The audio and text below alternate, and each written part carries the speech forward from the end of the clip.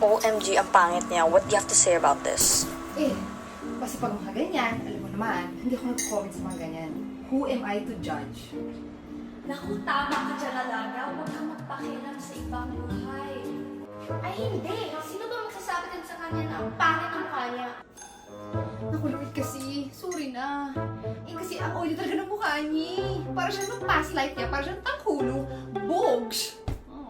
Pero siguro pag binili ako ng barley, pwede, di ba? Labad yun, alaga. Tanggulo ba talaga? Ay, naku, tama yan. Nang lai ka. Besides, it's just the facts anyways. Ano ba ginagawa mo dito? Diba? The truth sets you free. Kaya I'm free. Lain pa more. Bumaba ka na nga. Wala kang silbi dito. Hala, ang ganda naman ng Bible verse na to! Tingnan mo, di ba ang ganda? Ay, mabuti naman. Nakarelate ka sa word of the Lord. Share! Perfect to, pamparinig sa mga haters ko out there. Ha!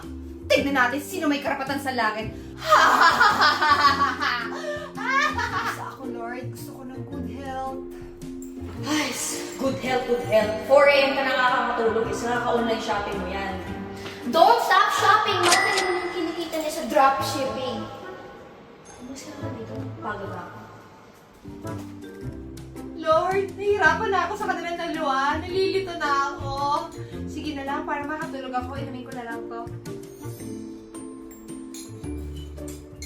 Ay nga pala, Lord, nakalimutan ko. Baka magkalimutan eh.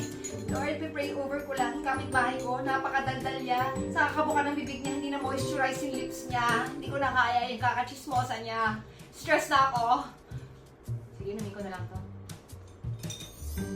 Para walang stress.